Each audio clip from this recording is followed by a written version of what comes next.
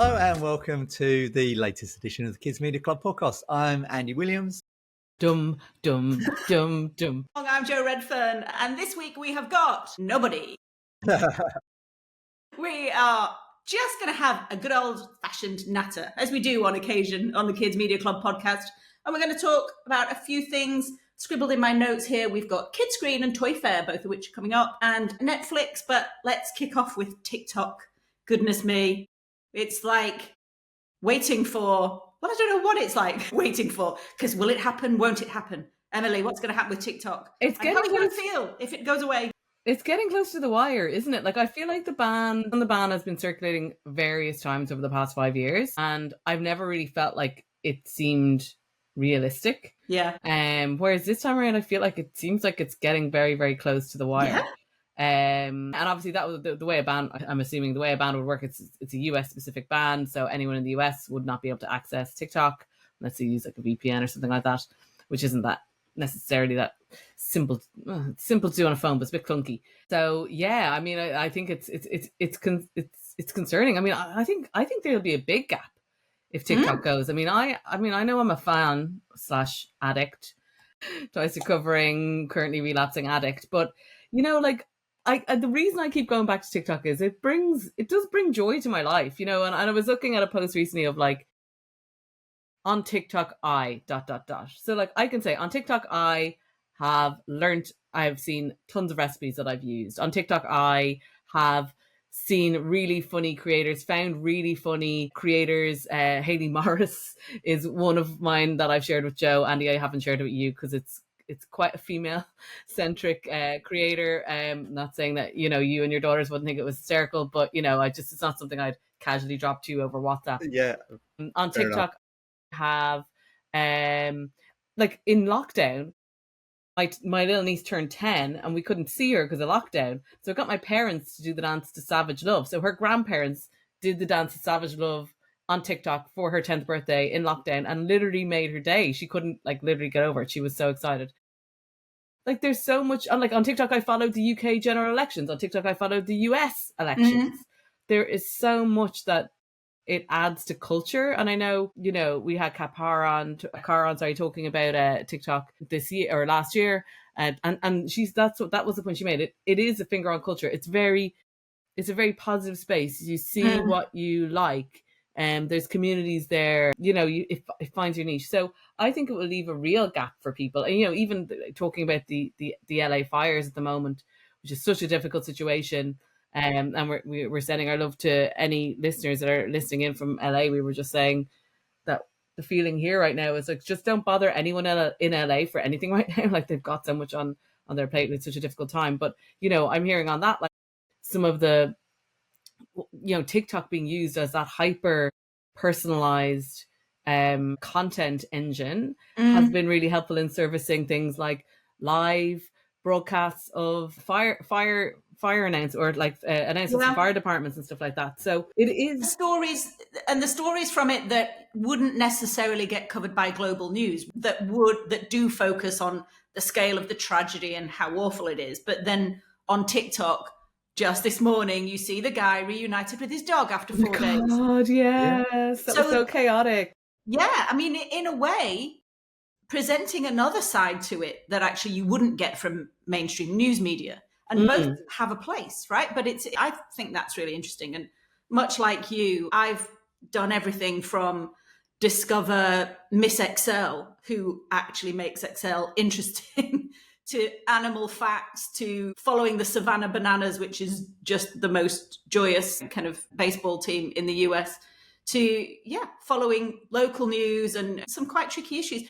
You hinted at it. It's so good at figuring out you and serving stuff that you like. I genuinely think there are going to be a lot of people, if it goes away, bereft. Really bereft. Because you can be a creator. It's also a way of monetizing. People are making a living from it. Yeah. But it's also the best social media, as far as I'm concerned, for delivering what you want in a way that is very authentic and instinctive. And a lot of people would really miss that. Yeah. I mean, I think of all of the social media apps, For me, it gets that sense of there being a kind of community better than a lot of the other apps. So for Instagram, I feel like that you feel like you're in a bit of a sort of silo. Really, it's that you don't feel like you're necessarily sort of engaging in I don't know, water cooler conversations or that has a kind of playground buzz about it. Whereas I think TikTok has that dimension to it, and you get that in a way that you don't necessarily from other apps. It's also way ahead of all of the other apps in terms of social purchasing and a lot of those other aspects. Yeah, I mean, TikTok Shop. I mean, again, yeah, nobody is even close. I think Meta and Instagram are getting there with how they integrate social commerce, but TikTok is the OG. I mean, TikTok is crazy because you've got that thing where I wouldn't have thought that the main threat to Amazon was going to be TikTok, but you Yeah. have definitely got that dimension to it. In terms of the ban, I mean, I don't really know what's going to happen with it. It almost feels a bit like, I don't know, the sort of American government's a bit like, okay, it's a relationship and we want out, we're going to call it off. And then the other person is walking out the door and they're like, hang on a minute, when we said we were going to call it off, could be. don't take it that seriously. So yeah, it's hard to kind of really, really tell what's going to happen with it. Yeah, it's. I was saying before we started recording, one of the favorite stories that I've read today, and it's Tuesday the 14th of January, but one of the favorite stories I've read today is that at the top of the download charts is now a very overtly Chinese-owned social media app called, I think it's Little Red Notebook, which is a level of pettiness Classic. from the TikTok community that That's so TikTok for you. That is so TikTok. And nobody got the Chairman Mao reference then when they downloaded the app. Maybe they did. It's precisely it. But it's that it's that enablement to mobilization is unreal on the app. That enablement, like like you say, like TikTok Shop. And I think the other thing is like anyone can potentially be an influencer, right? Like going viral or hitting and like the dimensions of virality, I suppose I describe it as, are so multi-layered. You know what I mean? It doesn't mean that it's the Harlem Shake from 15 years ago and it's huge, which is obviously huge.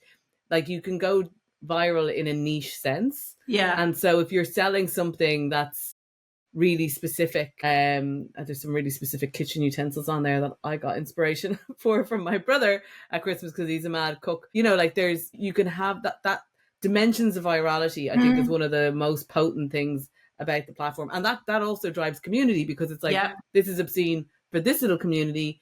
And it doesn't matter that no one else is into it. Like it finds its niche. It's unreal. And again, that's something that it seemed to be able to do streets ahead of the other social media platforms, because it created those niche influences.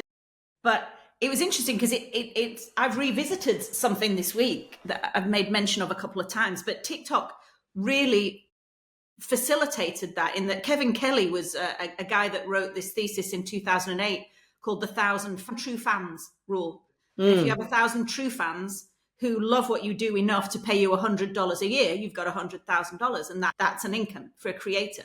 And really, that theory from all those years ago is perfectly exemplified by TikTok, because it's made the mom in Cleveland, Oregon, who posts videos of how she's a busy mom and she's trying to get her kids ready for school, and she loves really comfortable activewear because then she's going to do yoga. I mean, she's then selling whatever, Lululemon or another brand's leisure wear, and is making money from it. It democratized her being able to be entrepreneurial in a way that I think Instagram hasn't been so great at, because Instagram really is predicated on large scale. Yeah. So I think there's a lot of people who have been making money as a side hustle or even as a main income stream from TikTok that would really miss TikTok Shop. I'm deep on garden makeover TikTok, where they like go to a really overgrown garden and cut it down in a really pleasing visual way. Like I want one of those strimmers, those like super industrial strimmers. Yeah. So no, it'll leave a big, massive hole, and I think that's that's going to be so brutal. Like you say, people in the US making not just side hustles, central hustles, main hustles on TikTok. It's going to be really, really difficult. Well, I've no doubt we'll revisit it in a future episode as things seem to be moving at pace and changing almost daily. Okay, Emily. Yes. Do you know what? Just for a change, let's talk Netflix. My favourite thing to talk about. As the doyen of Netflix data. The first round is in. Data for 2024. Who won 2024? What content thrived? First past the post is the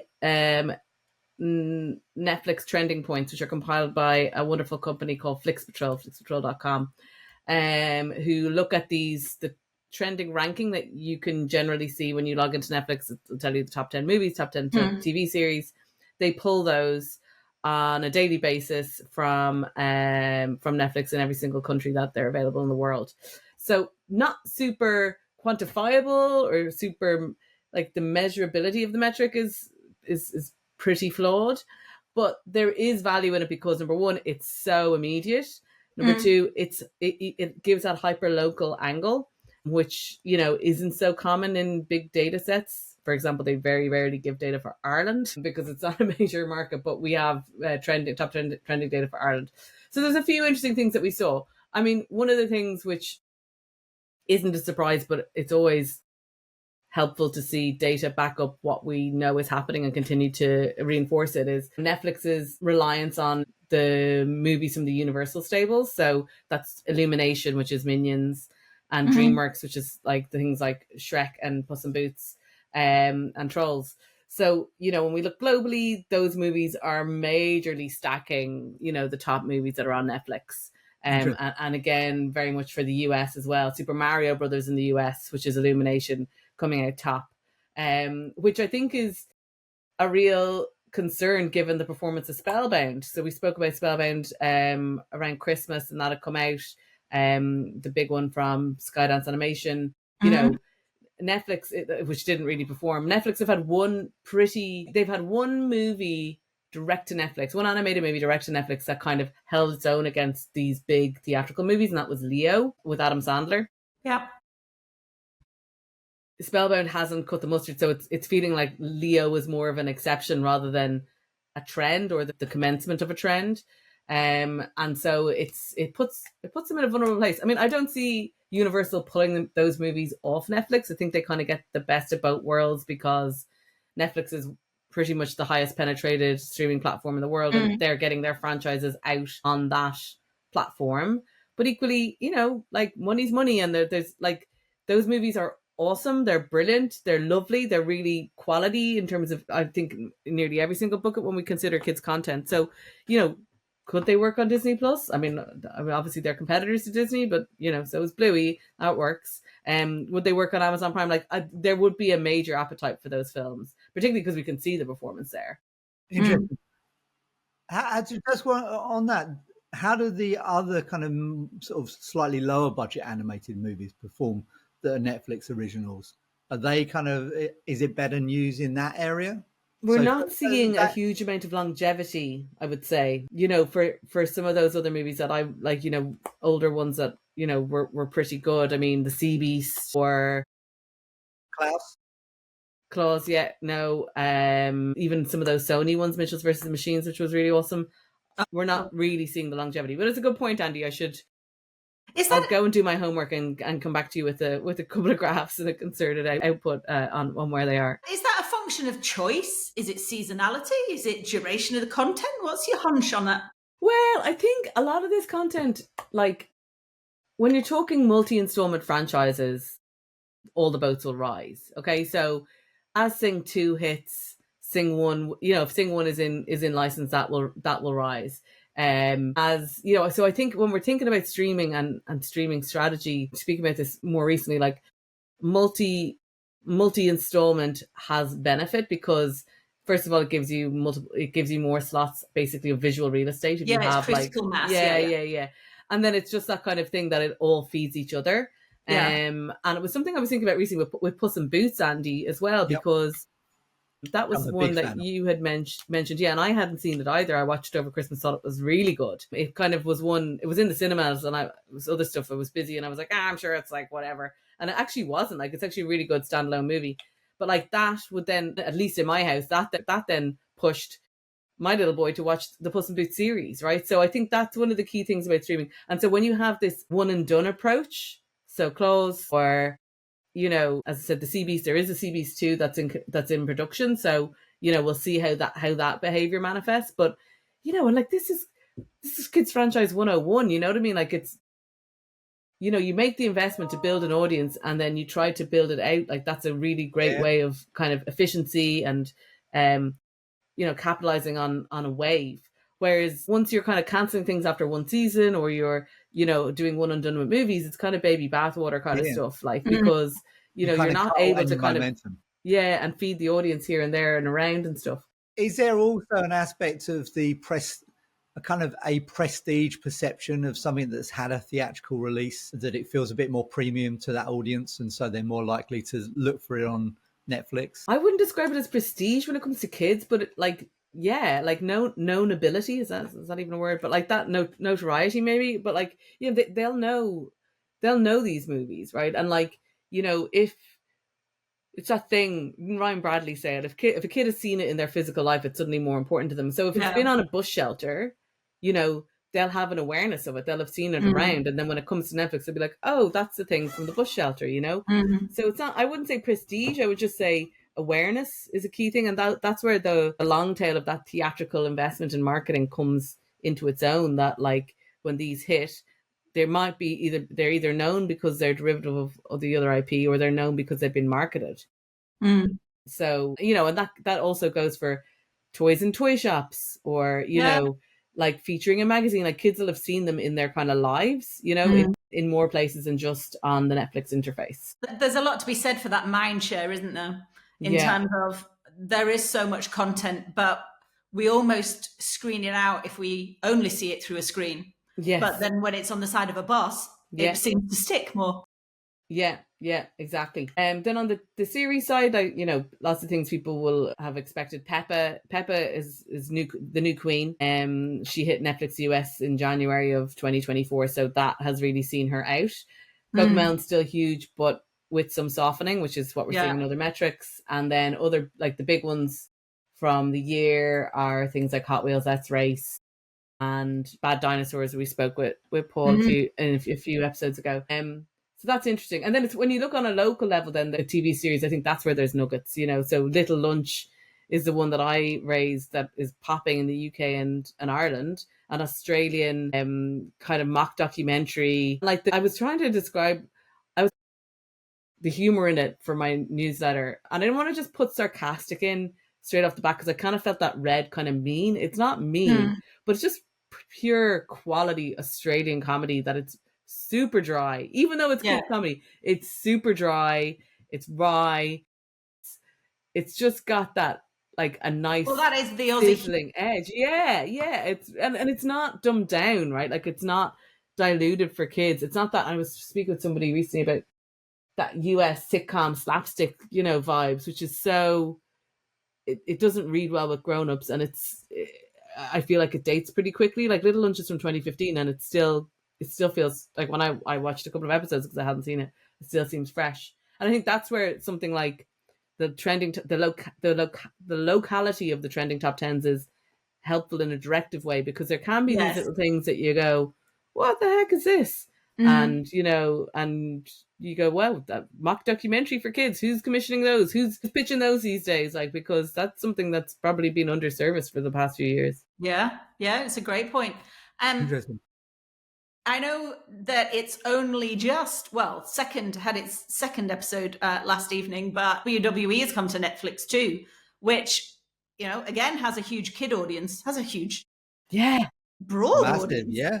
Yeah, but interesting how the streaming battle is hotting up for live sports rights and sports entertainment rights, such as WWE, but also live stuff. I mean, we've gone from video on demand to now streamers looking like old TV broadcasters with their live rights. You definitely see that being a bit of a battleground this year amongst the streamers. We had the Christmas Day, game day. Amazon have got Sunday Night Football. I imagine that a lot of them are on the lookout for what their version of WWE is, those kind of live rights. Why do you think that they're embracing live rights all of a sudden? Is this where we've gotten to now as streamers, looking to maintain shareholder value and keep subscribed? I think that what's going to be interesting to see is that perception of streaming as a space for live. Yeah. And I think there's huge opportunity there. I'm not saying that perception will change on a dime, but I don't think it's a big stretch to get audiences in the mindset that you go to streaming for live. I don't want to say live TV, but that live experience as well. Yeah. Obviously YouTube have been doing that for years in a YouTubey kind of way, and I think there's huge opportunity there. And platforms like Twitch obviously is all about live. I don't think that's going to be a stretch to get audiences in the mindset for that. I think like WWE was such a slam dunk deal for Netflix in so many senses. Like, that audience thing, like you say, like Joe, yourself and myself both cut our teeth in wrestling, in wrestling media and entertainment in the early days of our careers, ironically. At least you qualified the wrestling part and said media and entertainment after it. Yeah, exactly. But like there is such a kid fandom for it. There's that broad fandom for it. Huge, absolutely. Well, I remember going to the live events, went on tour to Italy and going to a live event in Milan, and the level of fanaticism from 6 to 86 was just unbelievable. I went to Mullingar. I didn't go to Milan. I went to Mullingar. Yeah. It's not quite the same thing. A close friend of mine worked for the WWE, or the WWF as they were at the time. And in the era of kind of The Undertaker and The Rock and Stone Cold Steve Austin and all of those guys. But he said it was like joining the circus, actually working there. But the amount of engagement and just kind of unbridled kind of enthusiasm and fandom for that brand. The true definition of fan and fanaticism. Yeah. Absolutely. I mean, and it kind of, you can see them teaching sports a thing or two in terms of storytelling and character-led storytelling and narrative. I mean, amazing. You're so right. And that was going to be my point. And this is why I think the Netflix acquisition is actually really good, because UE, unlike a lot of other sports, has been really good at that drama, at that ancillary shoulder halo content. And the fact that you now have got that on Netflix, but Netflix really broke Drive to Survive, which that was huge sport halo content. It had Quarterback. So Netflix has already carved quite a nice niche in sports shoulder content.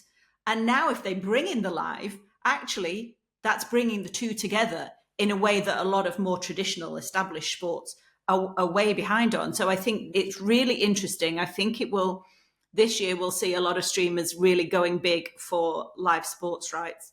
But I think we'll also see them acquiring sports rights and then building that halo content strategy around it, because that's the live tentpole that makes people tune in on a Monday evening. But then you've got other reasons to come back because you get to go and see the drama or the docuseries or the history. You can see that WWE sort of almost sits adjacent to a lot of what are viewed as being more traditional sports stuff.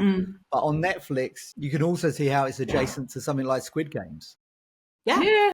You can really see how it kind of resonates in kind of both directions. So an interesting purchase. And I think one that's absolutely going to successfully reset people's understanding of Netflix as just as more of a live TV experience. Yeah, completely. So, amazing.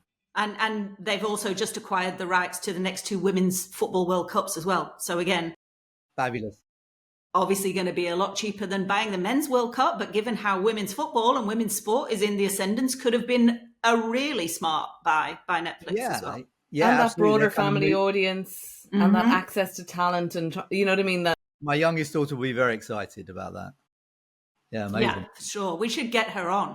We should, yes. She'd love that. Yeah. Cool. So we've got Netflix and they're trending, B24 trending and sport covered. Check. Can tick that one off the list. Okay, so we've got Kidscreen and Toyfair coming up. What are you looking for at Kidscreen and Toyfair, Emily?